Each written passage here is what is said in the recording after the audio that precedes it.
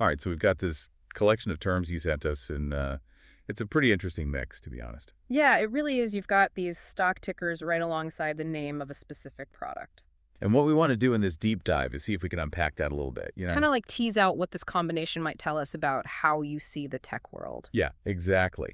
So to start things off, you listed AAPL, AMZN, NVDA, and TSMC. And those are, of course, the stock tickers for some pretty major players. Yeah. Apple, Amazon, NVIDIA.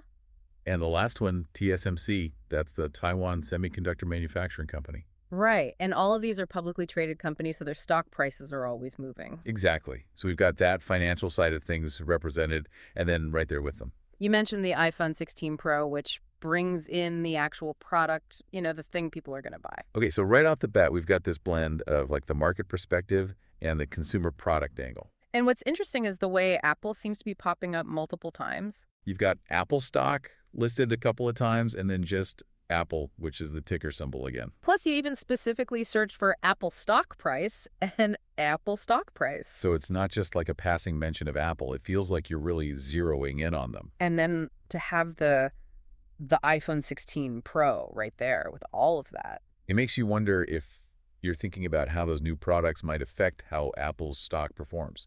For a company like Apple, those product releases are huge events. Wow. They really drive investor sentiment. Exactly. Like everyone's waiting to see how the new iPhone is received, how well it sells. And that anticipation and that reaction, that all gets factored into the stock price. So your interest here could be reflecting that you understand that whole cycle, the product and the financial link. Absolutely.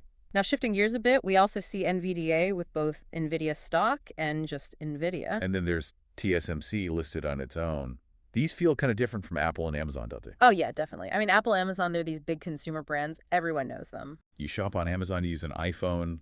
It's very direct. Whereas NVIDIA and TSMC, they're more behind the scenes. They're not making products you necessarily hold in your hand every day. Right, but they're essential to so much of the technology we use. So NVIDIA, for example, they're a powerhouse in AI and high-performance computing. They make the graphics cards that gamers love and that are also crucial for data centers and artificial intelligence. Exactly. And then you've got TSMC, which is the world's leading manufacturer of advanced chips. Those tiny little chips that are the brains of our smartphones, our computers, so many devices. It's pretty remarkable. So the fact that you've included these companies suggests you're aware of that deeper level. That you're looking at the foundational technology that makes so much of this stuff possible. Yeah, it's like you're not just interested in the finished product, you're looking at the building blocks too. And that's really insightful because the performance of a company like NVIDIA, it can actually be seen as a kind of indicator for how the broader AI and computing sectors are doing. Right. And with TSMC, they hold such a dominant position in chip manufacturing. That their success or struggles have ripple effects across countless other companies. Now, we should also mention that Amazon stock is on your list as well. It doesn't seem to have that same intensity of focus as Apple, but it's definitely there. Yeah. And Amazon is such a sprawling company these days. They do so much. E-commerce, cloud services, even grocery stores. They're everywhere. So even though your main interest might lie elsewhere, just acknowledging Amazon's stock? It kind of suggests you've got a sense of the overall tech market landscape. Like you're keeping tabs on the big players across the board. All right, so let's try to bring all of this together. It looks like you're connecting those specific consumer products. Like the iPhone 16 Pro, yeah. With the financial performance of the companies that actually make those products. And you're even digging deeper to look at the suppliers of those core technologies, like semiconductors. And I think that points to a pretty interconnected way of thinking about things. Wow. Definitely. You're not just seeing these separate pieces, you're understanding how product innovation, the companies driving that innovation and those fundamental technologies, how it's all linked together within the world of financial markets. It's almost like you're tracing a line, from the chip in a device all the way to the stock price on Wall Street. Exactly. And I think this collection of terms you shared, it offers a really fascinating glimpse into a perspective that's really well informed.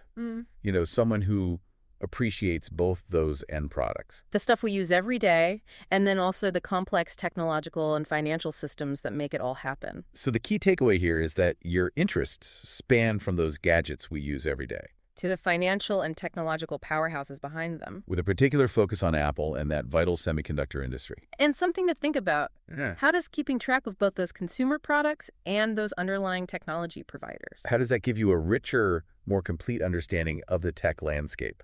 And how it's constantly evolving and what all the financial implications of that are. Some food for thought as you continue to explore this fascinating world. Definitely. It's all connected. Today is your lucky day. Today is the day that our $3 website works for you, paying you directly to your PayPal daily. Imagine $3 ongoing continuous payments to your PayPal account. Imagine falling asleep and waking up to $300 in your PayPal account. How would this make you feel? How could this help you? What bills could you pay? What kind of fun could you have? What does that retirement look like now? All for a one-time payment of $3. This website is DFY done for you, fully built and completely hosted, and never stops collecting payments for you. You have spent $3 on coffee on a regular, but that coffee won't help you create multiple streams of income. Click the link below.